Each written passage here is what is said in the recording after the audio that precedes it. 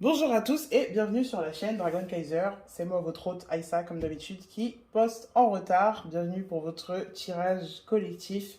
Comme d'habitude, si vous avez besoin de tirage personnalisé, j'en propose sur Instagram. Vous pouvez me contacter là-bas.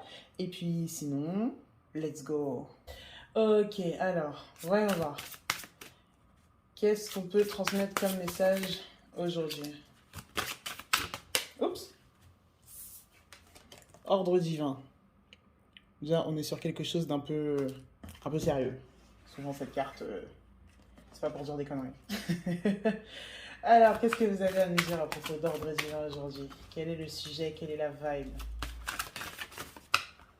Hop. Cavalier de bâton et l'étoile.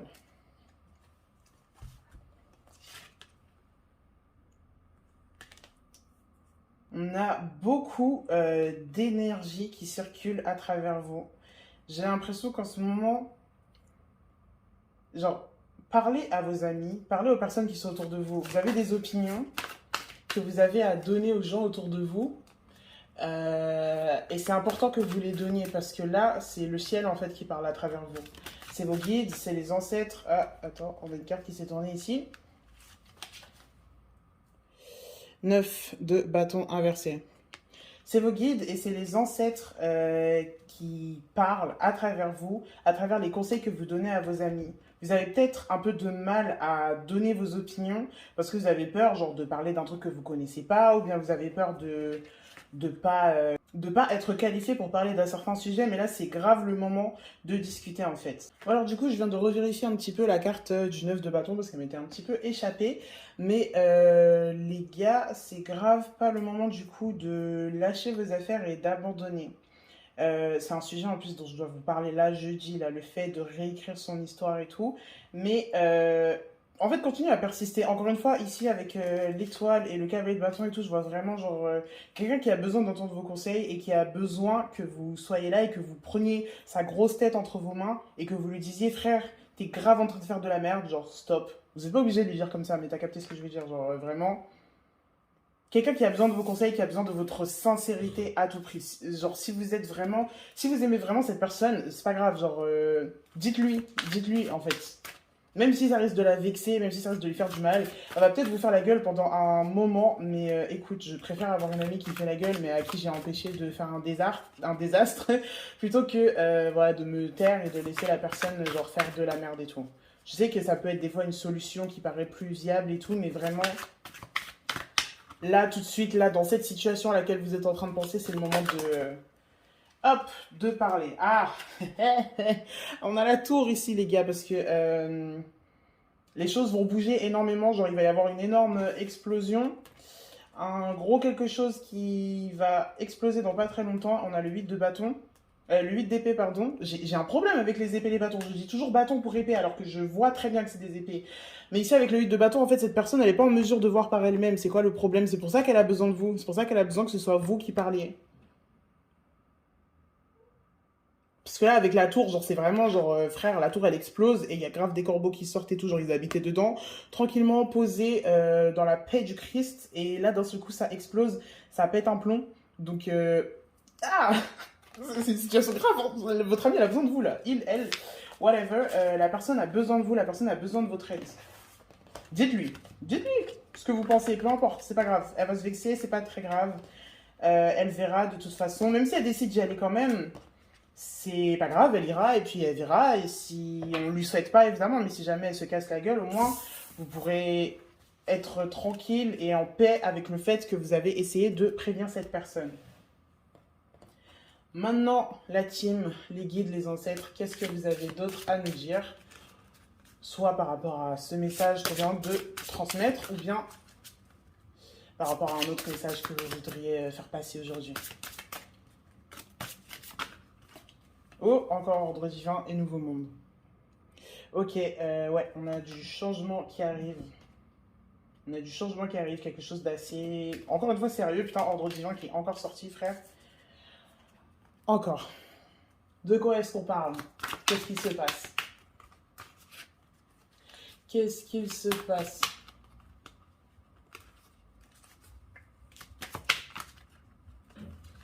Ouh! Toujours pas. Elles veulent toujours pas tomber. Hein. C'est toujours, toujours ce petit problème-là. Hop. Chariot à l'envers. La mort à l'envers. Oh. Et 7 d'épée. Ok. Ok. Qu'est-ce qui bloque? Qu'est-ce qui bloque? Qu'est-ce qui va pas? Parce que le chariot, c'est la carte, c'est l'une des cartes les plus, enfin, je crois que c'est la carte la plus active de tout le tarot. Donc c'est vraiment une carte d'action. Et là, à l'envers, genre il y a un énorme blocage. Avec la mort, il y a quelque chose qui ne veut pas se terminer, il y a quelque chose qui ne veut pas quitter les lieux. Et en plus, ici, on est en train de replonger vers les profondeurs. Là, ça me donne une vibe de la carte du diable. Genre, qui est replongé dans des addictions? Qui est replongé dans des schémas toxiques? Et ici, avec le 7, encore un 7, putain, comme le chariot, avec le 7 d'épée, on a peut-être une trahison ou quelqu'un qui se l'est joué solo de fou. Faites gaffe. Faites gaffe. J'aime pas transmettre ce genre de messages. J'aime pas. Bref, mais faites attention à vous. Je pense que c'est vous en fait. Je pense que c'est vous. Et la personne qui regarde cette vidéo. Ouais, faites attention à pas retomber dans des schémas. Parce que là, genre, peut-être qu'il se passe quelque chose dans votre vie qui vous a trigger, quelque chose qui vous a mis vraiment pas bien et qui vous fait replonger du coup dans des moyens de. Genre des coping mécanismes et tout qui sont pas ouf du tout. Et vous vous remettez tout seul dans votre bulle de ce côté-là. Avec le 7 d'épée. Demandez de l'aide, parlez-en à quelqu'un, une personne de confiance, ou même écrivez-le dans un journal, ou je sais pas s'il y a personne à qui vous pouvez parler et tout, écrivez-le dans un journal. Mais gardez pas ça à l'intérieur de vous. J'ai l'impression que ça vous fait beaucoup de mal là. Vraiment, la mort à l'envers, de toute façon, c'est toujours genre hyper douloureux. Déjà, la mort à la base, c'est vraiment la transformation, la fin d'un cycle et tout, blabla. C'est grave pas ouf comme moment à traverser. Mais alors, la mort à l'envers, quand tu commences à résister au changement, frère, t'es sûr ça va faire mal. T'es sûr ça va faire mal, c'est vraiment pas ouf. Allez. Qu'est-ce que vous pouvez nous dire encore à propos de ça? Parce que j'ai l'impression qu'il y a autre chose encore. Pardon, je les mets dans l'autre sens. Enfin, je tourne les cartes dans l'autre sens pour éviter que vous voyez les cartes et que ce soit distrayant. Je sais pas si vous en avez quelque chose à foutre d'ailleurs. Dites-moi dans les commentaires si ça vous dérange de voir les cartes quand je les tourne. Ah! Alors, 10 de bâton et la force. Je pense qu'elle devait être à l'endroit celle-là. 10 de bâton et la force. Et en plus ici on a le pape, l'hiérophante. Alors, ici avec le 10 de bâton, vraiment on déguerpit, on débarrasse le plancher, on se casse. Et avec la force, je pense que vous avez besoin de... Comment on dit? Tu vois, genre la carte de la force et tout, c'est grave le fait d'utiliser ton esprit en fait pour dominer ta partie animale et de t'en sortir grâce à la force de ton intellect ou la force de ton esprit ou la force de ta spiritualité ou whatever. J'ai l'impression que c'est ça qui va te faire sortir en fait de ce moment difficile qu'on a eu juste avant avec la mort inversée et tout. Du coup, ouais, la force et puis l'hiérophante. Ici, de ce côté, j'ai l'impression qu'on est soit sur quelqu'un qui... Genre une figure d'autorité en fait qui peut t'aider à ce niveau-là, genre qui peut t'aider à traverser ce moment difficile. Soit alors ils sont en train de te dire fais attention à ne pas te cacher dans un vice. Il y a un vice quelque part, quelque chose qui... Et encore une fois, toujours, je vous dis ça sans jugement, sans méchanceté ou quoi, genre je suis pas là pour vous dire oh, c'est pas bien et tout, genre toutes les parties d'ombre de toi, elles méritent de venir à la lumière, elles méritent d'être traitées avec respect et tout. Mais là, du coup, je vois une partie d'ombre, en fait, qui ressort pour essayer de faire face à cette situation, sauf que cette partie d'ombre, elle est un peu autodestructrice. Sauf que ici, avec Nouveau Monde, en fait, c'est l'heure pour toi d'avancer et de passer à une autre période de ta vie. Genre là, on a Nouveau Monde et on a eu la mort à l'envers, donc c'est vraiment genre... En fait, cette nouvelle période, elle est juste là mais tu es en train de résister du coup au changement, tu es en train de t'empêcher de réussir à avancer. Mais vraiment, pose-toi, genre vraiment, faites une méditation. Faites une méditation. Si vous êtes quelqu'un qui médite déjà de base, je pense que ça fait longtemps que vous ne l'avez pas fait. Moi aussi d'ailleurs, ça fait un petit moment que j'ai pas fait une méditation. Mais ça fait peut-être un moment que vous ne l'avez pas fait. Et là, c'est l'heure de se poser et de faire une full méditation. Si vous êtes quelqu'un qui n'avait jamais fait de méditation, je ne sais pas trop votre délire ou quoi, je vous conseille de chercher un peu méditation guidée ou quelque chose pour laisser partir une ombre, pour intégrer une ombre. Et si vous savez vraiment pas du tout par où commencer, j'ai fait une vidéo sur TikTok où je parle de comment accepter une onde. Je parle surtout de la culpabilité et du doute. Mais voilà, je vous mettrai peut-être le lien en description et tout, mais ça peut vous aider à intégrer cette onde si vous en avez besoin. Ok, je pense qu'on est good ici. Hop. Alors, qu'est-ce qu'il y a d'autre?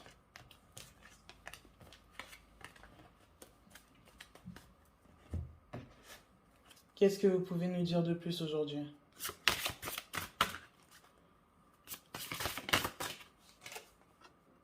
Merlin. Ancestors. Les ancêtres. Qu'est-ce qu'ils ont à dire, les ancêtres? Qu'est-ce qu'il se passe? Attendez, il faut sortir celle-là. Ah. Ombre. Ancêtre et ombre. Quelque chose me dit qu'on va peut-être parler des traumas générationnels. Mais voyons voir, soyons curieux. Aïe! Ah, doucement, doucement quand même. Je vais me déconcentrer sinon. Alors, on guérit la blessure de l'argent. On guérit la blessure de l'argent, la douleur qu'il y a à ce niveau-là. Alors, je veux faire très attention en vous transmettant ce message parce que je sais que dans la société, we live in a society, tu vois, mais dans la société dans laquelle on vit, avoir de l'argent, c'est pas aussi simple que de juste se dire j'ai envie d'avoir de l'argent. Il y a tellement de facteurs qui rentrent en jeu dans le fait de se dire genre enfin d'être dans la pauvreté ou d'avoir des difficultés financières, surtout dans la période dans laquelle on est. Tout c'est vraiment une complication absolument énorme, genre tout ce qui est en rapport avec l'argent et tout. Même moi, comme tout le monde, je suis dans la précarité. Putain, il y a une carte ici qui s'est retournée, je vous la sors juste après. Non, je la sors maintenant. Ok. 7 de bâton. Mais bref, je continue sur ça. Mais en fait, là, je pense qu'il y a quelques personnes ici qui ont besoin de se dire j'ai le droit d'en avoir. J'ai le droit d'avoir de l'argent, j'ai le droit d'avoir mes besoins financiers et matériels qui sont remplis. C'est mon droit divin. Genre, littéralement, si j'ai pas d'argent, genre mes besoins ne sont pas remplis, je suis pas bien. Genre, ça n'avance pas dans ma vie. Genre, je peux rien faire, j'ai pas de mobilité sociale, j'ai pas de voix, j'ai pas de pouvoir d'achat ou quoi. Donc là, en fait, avec l'as d'épée et tout, on a vraiment une énorme force en fait qui émerge, tu vois, avec l'épée, le corbeau et tout, qui prend toute la place de la carte, frère.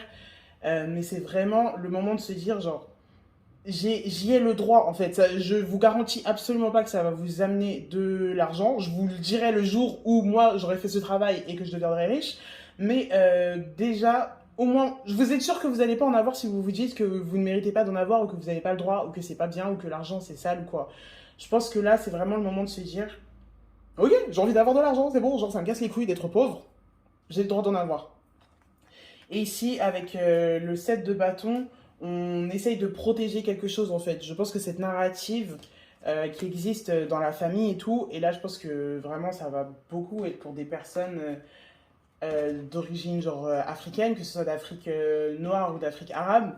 Je sais qu'il y a beaucoup ce genre de choses dans nos communautés et tout, mais c'était un moyen de défense en fait, de se dire que bah, l'argent c'est quelque chose de mal et que beaucoup de personnes et de nos parents et de nos grands-parents et tout se sont retrouvés se sont retrouvés face à des personnes qui avaient de l'argent et qui utilisaient l'argent comme moyen de pouvoir pour faire du mal sur les autres. Tu vois, genre le pouvoir c'est toujours quelque chose qui s'exerce sur quelqu'un d'autre. Et donc voilà, genre on essaye de défendre sa place un peu avec cette narrative que l'argent c'est sale, que l'argent c'est pas bien, que l'argent c'est mal ou que c'est mauvais. Et je pense que c'est le moment de se libérer un petit peu de cette narrative. C'est le premier pas à faire. Encore une fois, moi je veux vraiment pas vous vendre des mensonges ou vous raconter de la merde, genre en mode tu vas devenir riche demain et tout. J'en ai absolument aucune idée. Mais déjà, je pense que le premier pas que tu peux faire, c'est de guérir cette blessure, genre de ne pas avoir d'argent, de ne pas avoir la possibilité de... Enfin, de pas avoir comment on dit?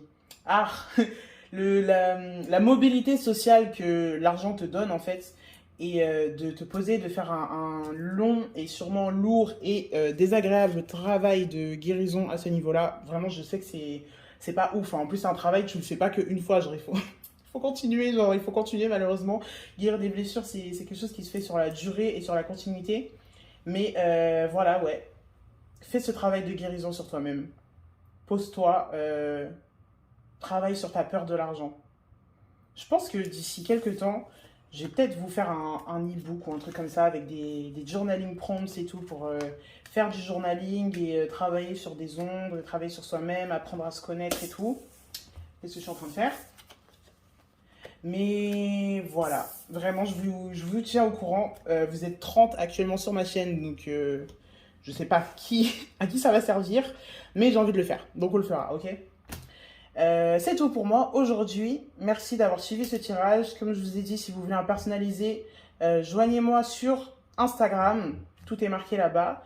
Et suivez-moi sur TikTok. Si vous voulez me soutenir, c'est sur Ko-fi. Tout sera en description.